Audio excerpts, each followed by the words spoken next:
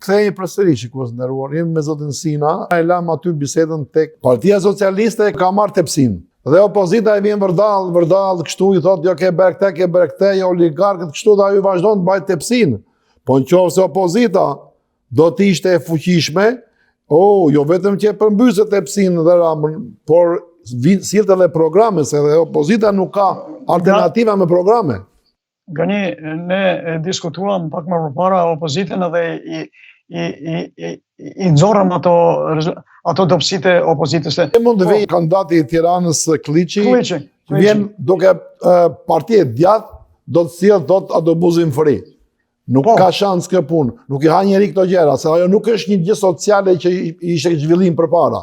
Zhvillim përpara do të thotë kesh një program më të gjerë për qytetet, por mëngojnë alternativat në Shqipëri është shkritur në pjedestal politika, është politizuar. Dhe nuk kam, jam dakord kur them pak më parë që nuk foli, s'kishte Partia Socialiste program fare. E të fitosh 54 bashki kur nuk ke programe për çdo bashki, kjo është kulmi dhe është, për ta them edhe një herë, që këtu vjen në këtë gjendje opozimi ose okupimi të politikës shqiptare nga Partia Socialiste, sepse nuk ka një opozit bashkuar dhe me programe. Se dhe opozita vazhdimisht vjen me protesta, vjen me dhunë, do më për të përmbysur pushtetin. Nuk vjen me alternativa të punoj me njerëzit në bazë, do thotë shiko, ju ka dhënë Rama 5 unë do t'ju sjell 7. Dhe ju ka bërë Rama këtë. Ne do të bëjmë dhe 3 tjera, po të vinë të jenë gjëra të vërteta, të besueshme. Këtu tek alternativat edhe tek ajo që kapet ju lidhur me alternativën e Partisë Demokratike dhe kandidatit për Tiranën Belind Kliçi, do ta lidh edhe me New Yorkun. Vërtet është ajo që thotë ju ana sociale. Por në New York, guvernatorja e New Yorkut, që fitoi zgjedhjet Kathy Hochul, i fitoi zgjedhjet me 5 alternativa. 5 alternativat që i dha qytetarëve New York dhe ishin. E para ishte arsimi. Do të vendoste një sistem arsimor krejt ndryshe nga i pari. E dyta ishte sistemi shëndetësor. Sistemi shëndetësor që është më i prekur, që ju vetë jeni atje dhe e ndjeni, domethënë duhet një ndryshim në sistemin shëndetësor. 2. Ishte policia. Ato rastet e policisë, ndërhyrjet e policisë vend e pa vend, dhe ndryshime dhe një reformë në polici. Pastaj ishte kjo çështja e emigrantëve. Por e pesta ishte një nga pikat që u lidhet edhe me atë të Tiranës, që ndoshta edhe Kliçi e ka kopjuar nga New Yorku, nga guvernatorja e New Yorkut. Ishte dhënia e autobusave free. Në dhjetor New Yorku do qarkulloj me autobusa free për 2 vjet. Po, do më falë se unë se kam zakon të ndërpres të ftuarin, po juve shumë korrekt, me të drejt, pra këtu bët X-rayin e kandidatit të Partisë Demokratike të Tiranës. Pra, a i mori pikën më të letë, autobusin, që nuk bëhet, ose në Shqipëri, sepse nuk mund të krahasosh jetën e New Yorkut me Tiranën, por shiko sa thelbësore janë pikat që ka sjell kjo New Yorkut. Pra, ju thoni ka sjell për fillimisht ka sjell për shkollën, ka sjell për policinë, ka sjell për shëndetin, ka sjell për sistemimin e emigrantëve dhe si mundet para këtyre 4-ave, ajo e autobusit, ajo është një, do të thosha, një makjazh për jetën në New York. Nuk e di jam kupton. Jo, unë nuk e futa këtë se kjo ishte zgjidhja, se çfarë do të zgjidhte ajo, pse do ta mbrojmë neve Kliçin atje në Tiranë, pra për të marrë një kryeqytet, kesh vetëm alternativën se do të sjellësh autobusin free, mua nuk më duket i besueshëm. Jo, në rast se do të shife, unë ti përmenda dhe më përpara. Përmenda 4 pikat e para të guvernatorës së New Yorkut, pastaj e 5-ta ishte kjo. Pra nuk fitoi vetëm me këtë ajo. Ajo fitoi me 4 ato alternativat reformat që ka vendosur që t'i bëj, dhe ka për t'i bërë, se ka pushtetin, dhe i bën se pushteti qendror është ai që e financon dhe e mbulon buxhetin e shtetit e New Yorkut edhe çdo shtet në Shtetet e Bashkuara të Amerikës, dhe e ka të sigurt që këto 5 reforma që i ka marrë përsipër për t'i bërë, do t'i bëj. Dhe jo vetëm me këtë, por këtu ka dhe diçka tjetër, se lidhur me pyetjen tënde, në përgjigje të pyetjes tënde tek alternativa. Partia Demokratike, pa qenë pushtet, nuk mund t'i jepte këto alternativë, mund t'i gjente alternativa tjera, po, mund t'i gjente atë luftën kundra kësaj korrupsionit, kriminalitetit në Tiranë, luftën kundra kësaj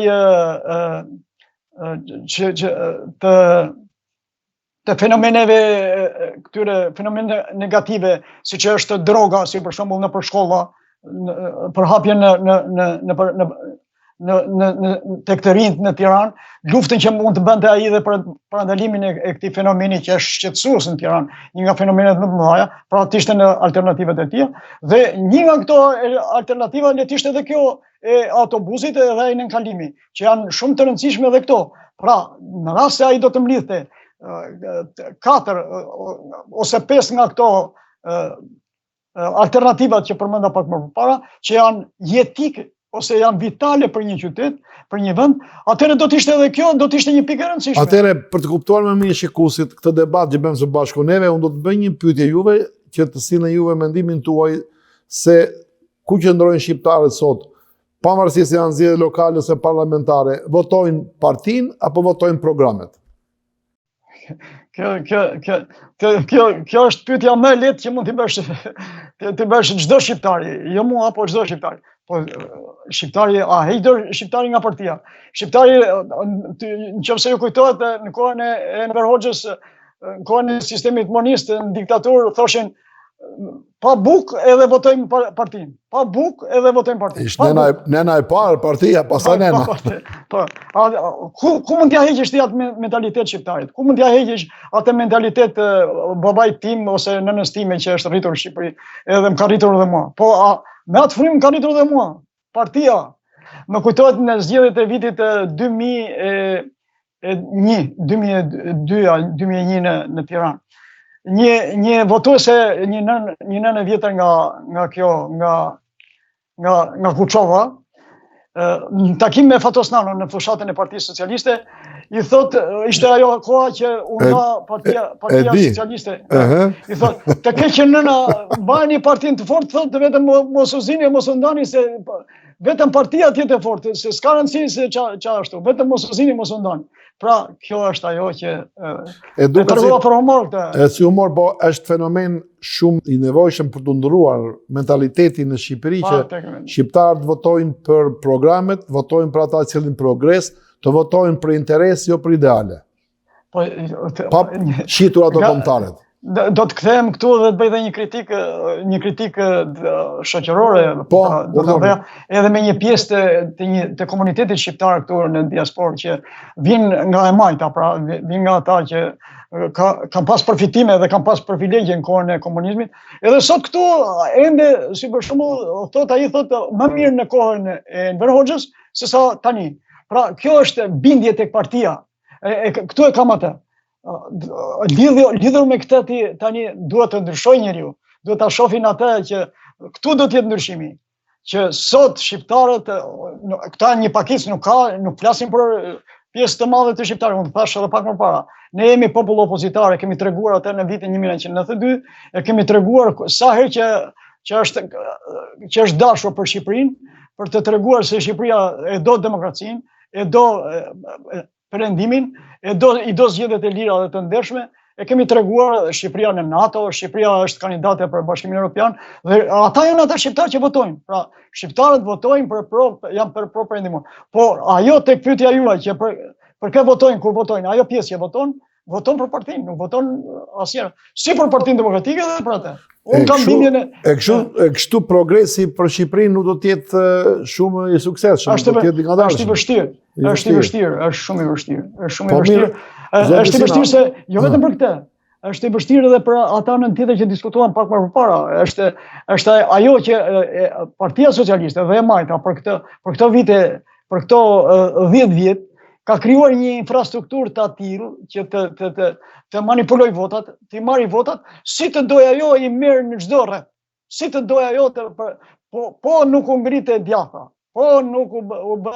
po nuk u krijoi një parti demokratike ashtu siç ishte në 90-ën. Një parti që donte demokracinë me shpirt, ishte e etur për demokraci, vetëm atëherë do të ecë Shqipëria përpara dhe do të kemi atë që thatë edhe ju pak më përpara, që po spate një opozitë të vërtet, një opozitë të konsoliduar, një opozitë që i duhet Shqipërisë për demokracinë, atëherë dhe demokracia nuk do të ecë përpara. Po mirë, zoti Sina, nëse nuk e diçka tjetër për shtuar, unë të falenderoj. Kënaqësia ishte e imja që komunikuam së bashku nëpërmjet ekranit të televizionit Alp TV USA, televizion ky që mbushi dhe 23 vjet, siç e thatë edhe ju pak më përpara, dhe përfitoi edhe nga rasti të uroj suksese këtij televizioni, suksese të mëtejshme, se sukseset ky televizioni ka arritur ato që ka pasur qëllim dhe i ka vënë detyra vetvetes për të arritur deri tani, por suksese të mëtejshme. Urime se edhe unë jam pjesë e këtij televizioni, pjesë e këtij ekrani dhe ju uroj të gjithë shikuesve dhe televizionit urime dhe suksese të mëtejshme. Unë të falenderoj për urimin, pasi ju jeni bashkëpunëtori jonë shumë i rëndësishëm, ju jeni në një komunitet, jetoni dhe punoni aty në New York, marrni një peshë të rëndësishme të bashkëpunimit tonë, edhe ata e kemë mbajtur me shumë profesionalizëm, me shumë korrektësi dhe seriozitet, dhe unë të falenderoj, ju jemi mirënjohës dhe ju jemi borçli si televizion, edhe unë personalisht, po ashtu shpreh atë mendimin tim personal për ju dhe familjen tuaj, dhe me shpresë që bashkëpunimi jon të jetë i gjatë, sa të jetë jeta jon, edhe mendoj se televizori do të japi një kontribut të vazhdueshëm në komunitetin shqiptar. Me këtë rast doja të falenderoj edhe teleshikuesin që na ndoqi në këtë intervistë të gjatë, që pati nerva të na ndjeki, dhe falenderoj patjetër edhe atë, dhe pavarësisht se gjykimit që do të ketë ai për intervistën, por sidoqoftë e falenderoj për vëmendjen.